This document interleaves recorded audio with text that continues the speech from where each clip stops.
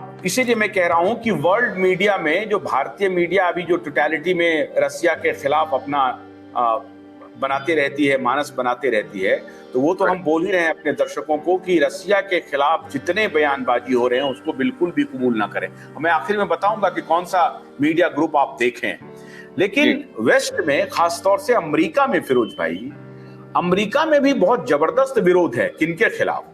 ये जो pharma lobby है, फूड कॉरपोरेशन है, ये जो वॉर हथियार लॉबी है, लिकर लॉबी है, इन सब के खिलाफ एक बहुत मजबूत मानस खड़ा है। और वो मजबूती से इन कबाल के खिलाफ, मैं तो अब तो शायद पूरी दुनिया को ये जान लेना चाहिए कि मीडिया उस कबाल का हिस्सा है। और वो जो ग्लोबलिस्ट एजेंडे के साथ, जो इंपीरियलिस्ट एजेंडे के साथ पूरी दुनिया को रूल करना चाहता है, वो मुट्ठी भर लोग हैं। और उसमें अमेरिका भी शामिल है, इंग्लैंड भी शामिल है, यूरोप भी शामिल है, लेकिन even with in the America भी लोग उनके खिलाफ में खड़े हैं। नहीं तो डॉक्टर पीटर मैकॉला जैसे लोग कैसे खड़ा होते, डॉक्टर मलोन जैसे लोग कैसे खड़ा होते, एग्जैक्टली। और इंग्लैंड में डॉक्टर असीम जैसे लोग कैसे खड़ा होते। तो अमेरिका में भी लोग खड़े हो रहे हैं। और उस मीडिया को, जैसे मीडिया में देखना है तो ट्विटर को देखिए, वहां भी अभी तो फॉक्स कम से कम खिलाफ में कर रहा है काम। और पैंडेमिक को लेकर के जो मीडिया ने एग्जैजरेट किया फिरोज भाई, तो अब आप कहेंगे कि मीडिया की जो दलाली है, भारतीय मीडिया को आप देखना बंद कर दीजिए। Entire satellite channel, entire means entire, private और गवर्नमेंट सैटेलाइट चैनल, ये मीडिया नहीं है। प्रिंट के बारे में जो आपने कहा, थोड़ा बहुत उसको कंसीडर कर लेते हैं। डिजिटल नेटवर्क में तो लोग को देख सकते हैं, और अगर देखना हो तो रसिया टुडे को देखें आप। Yes, no, you are perfectly right. मैंने तो टीवी देखना बंद कर दिया और मैं और भी आराम से जी रहा हूँ। अच्छे खासे यूट्यूब पे बहुत सारे हमारे मीडिया के दोस्त हैं जो बहुत बेहतर चैनल चला रहे हैं और बहुत ही वेल रिसर्च टॉपिक्स को लेकर आते हैं, जैसे आप लेकर आते हो। 3 झूठ खाली बता दूं जो मीडिया प्रोपेगेट करी, चाहे वो हमारी हो या भारतीय हो, कि वैक्सीन डजंट प्रिवेंट ट्रांसमिशन। तो वैक्सीन ट्रांसमिशन लेने के बाद भी होता है। ओके, यहाँ तक बाइडेन ने बार बार बोला था कि भाई आप वैक्सीन ले लो, आपको कोई कोविड नहीं होगा, आपको उसके बाद कोई ट्रांसमिशन नहीं होगा। तो आपका प्रेसिडेंट भी झूठा, आपकी सीडीसी भी झूठी। ठीक है। दूसरा है कि कोविड सबको सबको शिकार बनाता है, मगर एक क्लियर था कि जो ज्यादा वल्नरेबल है, जो ज्यादा बीमार रहते हैं, जो 4 किस्म की कोमोर्बिडिटीज है, उन पे ज्यादा हुआ है। वो आज वो तथ्य सामने आ रहा है। ओके। और दूसरा था, ये तो बहुत फनी बात है, आपने पहले कवर भी किया होगा, डेथ फ्रॉम कोविड और विद कोविड। आप are you dying from Covid और विद कोविड? तो एक तो हुआ था कि कोलोराडो में एक बंदा कार एक्सीडेंट में मर चुका था, मगर टेस्टिंग के पहले, मरने के पहले उसका टेस्टिंग हो चुका था कोविड का। तो बोले थे कि अगर 30 दिन के अंदर आप मरे तो फिर आप कोविड से मरे हो, चाहे वो आप प्लेन से गिर होंगे या it is so ridiculous. So the point is के ये सब चीजें, मतलब जो 8,36,000 डेथ्स हुई अमेरिका में, ओके, वो कितने कोविड से मरे हैं या फ्रॉम कोविड या विद कोविड, वो अभी भी वहां बहस चल रही है। सीडीसी ने बोला कि हम आपको फिगर देंगे, आज तक सीडीसी ने कोई फिगर दिए नहीं है। और एक इंपॉर्टेंट आदमी है जिसका जिक्र आज करना चाहिए, उसका नाम है रॉबर्ट डैरियन स्टील। वो CIA के काउंटर टेररिस्ट एक्सपर्ट थे।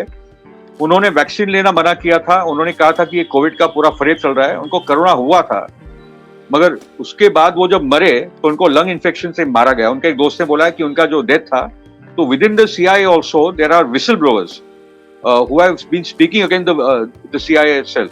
मैं कुछ लोगों को जानता हूँ अमेरिका में जो मेरे साथ संपर्क में हैं, उस किस्म के लोग, मगर कुछ ईमानदार अंदर के लोग थे, चाहे वो पत्रकारिता में हो, चाहे वो इंटेल एजेंसीज में हो, या हमारे देश में भी उस किस्म के लोग, जो बार बार, और आई थिंक जो वेस्टर्न जर्नलिज्म को जिन्होंने रियली एक्सपोज किया है वो है जुलियन असांज। वो कहाँ गई तुम्हारी लिबरल डेमोक्रेसी, कहाँ गई तुम्हारी लिबरल राइटिंग्स? आज तुम जुलियन असांज के साथ खड़े हो के नहीं, वो तय करता है कि आप कहाँ, किस किस्म के पत्रकार हो और डेमोक्रेसी के साथ खड़े हो के नहीं।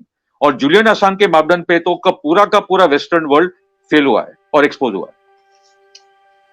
है। मैं जरा ये जकरबर्ग का जिक्र कर लूं। मैं 2 व्यक्ति को इवैल्यूएट कर रहा था, जकरबर्ग को और जूलियन असांज को, कि जकरबर्ग ने कहा कि कुछ भी ये जो सुसाइडल टेंडेंसी होता है लोगों में, क्यों होता है? जब आप किसी बात को छुपाते हैं हाइड करना जो है, टेंडेंसी ऑफ हाइड जो है, वो लोगों को सुसाइडल टेंडेंसी तक लेके चले जाता है। डर लगना लगता है कि कोई जान ना जाए, तो आप सब चीज को खुला कर दीजिए। जैसे ही खोल दीजिएगा तो वो फियर फैक्टर खत्म हो जाएगा और ठीक हो। इसलिए हम फेसबुक लेकर के आए कि आप सब कुछ अपनी बात यहां पर कह दीजिए। अगर आपके मन में कुछ चल रहा है तो वो कह दीजिए। लेकिन बाद में पता चला कि ये जो जकरबर्ग है ये कितना बेईमान है। इसने किस प्रकार का एल्गोरिदम किया है। एंटी मुस्लिम होगा, बड़ी तेजी से भागेगा।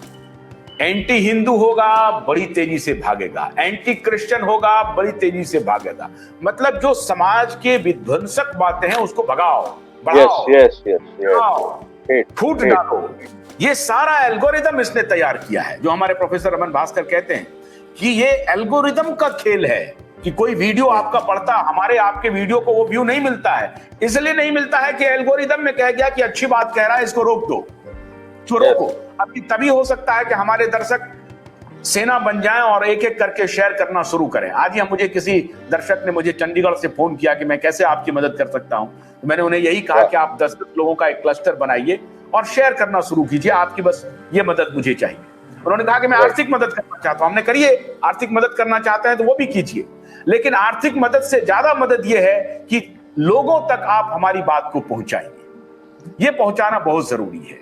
इसलिए मैं जकरबर्ग से, और ये जकरबर्ग किस तरह से अभी वो, अब तो मुझे ये भी जानकारी मिल रही है कि Facebook is controlled by CIA, क्योंकि वो कोई टेक्नोलॉजी देखता है तो वो इंटरवीन कर सकता है, हमारे इसमें फिट बैठ सकता है, तो उसको यूज कर लो।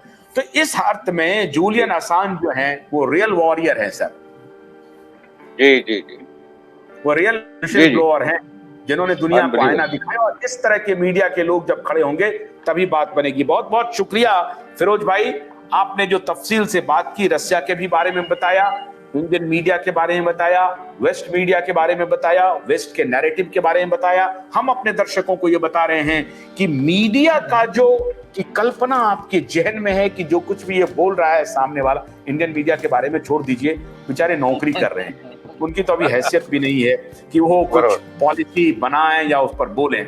इंडियन मीडिया वाले तो अभी नौकरी कर रहे हैं, अभी मैच्योर नहीं हुआ। वैसे भी मीडिया की हिस्ट्री यही 100 साल से ज्यादा की नहीं है जो मॉडर्न मीडिया है, लेकिन उनको छोड़ दीजिए आप। लेकिन जो वर्ल्ड मीडिया जो आपको कहता है उसको बिल्कुल बिलीव मत कीजिए। ये झूठे लोग हैं, ये एजेंडा चला रहे हैं, ये दलाली कर रहे हैं। बहुत बहुत शुक्रिया फिरोज भाई।